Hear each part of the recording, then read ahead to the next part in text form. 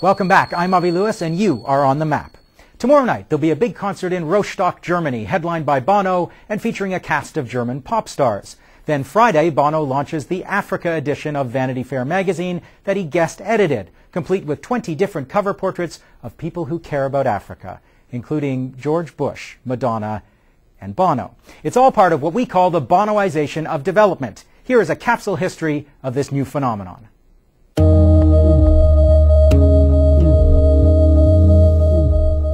We can actually do something about this. That's our job. We know what to do. It's not misty-eyed Irish rock star nonsense. For the G8 in 2005, Bono and Bob Geldof put on the biggest rock show in world history. 3 billion people tuned into concerts that aimed to keep the heat on G8 leaders and make them make poverty history. About a cause in Africa. What makes it a band? On stage, Bono challenged the colonial model of rich people helping poor countries. We're not looking for charity. We're looking for justice. But in the back rooms, he was cutting deals on behalf of Africa. I've just come back from the most famous golf course in the world, Glen Eagles, to meet with these powerful men. Bono used his backstage pass and all his rock star charm to win over world leaders, who were all too happy to pose with him. Who wouldn't want to hang out with a celebrity who had done his homework on the intricacies of debt relief? Of course, much of that goodwill proved ephemeral. What followed was a flood of broken promises. But Bono had already launched yet another epic pop culture project. Now you're going shopping to help save the world. Kicked off with a spending spree on Oprah. It's Gap, it's Armani, it's Apple, it's Motorola. The Red Campaign raises money for the Global AIDS Fund, one cell phone at a time. You never did nothing good in your life. Buy this Moto Red phone. I don't do commercials. I mean, these red phones are beautiful. Mega brands agree to donate a portion of profits from Red branded goods and generously decide to market the hell out of those products at the same time.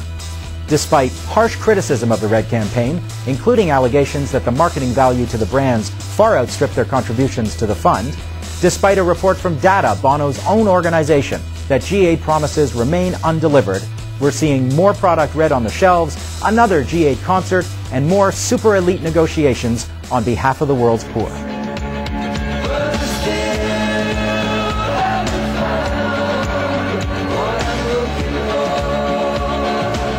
Okay, listen. You may have gotten the impression that I'm a little cynical about this phenomenon. So, we've asked a good friend of Bob Geldof's, a close ally of Bono's, and one of the organizers of the Live 8 concerts to come on and give the other point of view. Paul Vallely also happens to be a columnist at The Independent in England and was one of the authors of Tony Blair's Commission for Africa. He joins me now from Manchester.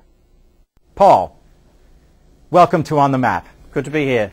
Now, going back to Glen Eagles 2 years ago, they got a tremendous amount of political cover from all of those people holding hands, waving their cell phones and lighters at concerts, and generally just, willing them to do the right thing. Surely the strategy is a failure. No, because, that misunderstands how international politics works. I mean, just because they get in a room and they say we're going to do this doesn't mean you can give up putting the pressure on them. Year by year, you've got to keep at them to say, deliver what you promised, put some more flesh on the bones. We need to know exactly what you're going to do on health and education, how your AIDS strategy is going to be improved. I mean, a quarter of the people with AIDS in Africa have now got treatment they didn't have before Glen Eagles, but there are 3/4 still to go. So it's a question of keeping the pressure on. There are specific protests this week against what is called the legitimization of this process by groups that simply say the G8 represents the most powerful interests in the world and they have no real interest in fixing the structural problems in the global economy. Look, there are two ways of bringing change in the world. One is by revolutionary change. We've got to change everything and make it all democratic. The other is by just reformist, gradual saying, let's try and make things a bit better as each opportunity presents itself. And I don't accept that the G8 is not susceptible to pressure and is not capable of doing the right thing, quite frankly. The old days of the G8 being a fireside chat amongst the world's great powers have gone. It's a formal summit now at which things can be pushed. And we've seen from the example of our own Prime Minister here in Britain, Tony Blair, who got behind this agenda and who really believes in it and has pushed it. And Angela Merkel in Germany is pretty much the same. She seems to have decided that this is something that's morally right. There's also a critique coming from the global south that this idea that rock stars, celebrities, or anyone in the global north, in the rich countries, can actually represent their interests, that the point is to give agency to those countries that are at the losing end of globalization, and that there is something that's just not honest about the process of various rich parties negotiating among themselves. What do you think of that? Well, I think that's a fair point. The Commission for Africa, which Geldof sat on, and I co-wrote the final report for, made that point, said we need more African voices at the IMF, the World Bank, and in all these other international institutions. Tony Blair signed up to that, and he's been pushing that.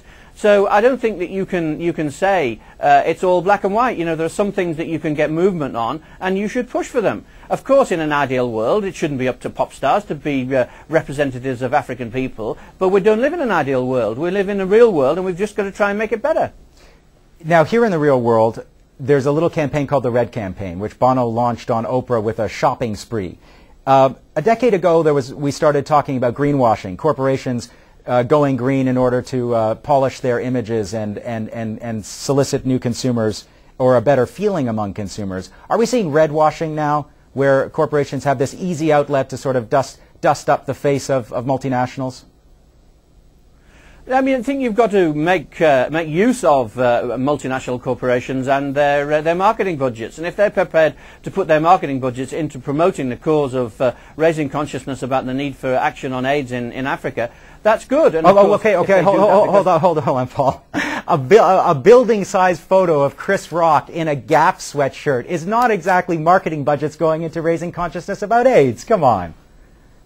No, it works both ways. I'm not saying this is black and white. Obviously, it's in the company's interest to do that. But it's also in the interest of the development movement that they do that. Look, you've got all these people who will go out on the streets and campaign about things. The people who join the One campaign, the White campaign, the Make Poverty History. But the kind of people the Red campaign is trying to reach are people who only listen to big, bold messages on the sides of skyscrapers. They live in a world that's bombarded by stuff. And the way to get our message across to them is to join in the bombardment. We just live, it's a fallen world, everything's not ideal, but we do what we can to try and make things better. That's what Bono does, that's what Geldof does, that's what we all do. Paul, we're out of time, but thanks for being on the map. Okay. And the heiress, the sick man, and the group of 8. What the world is watching on the map in 3 minutes.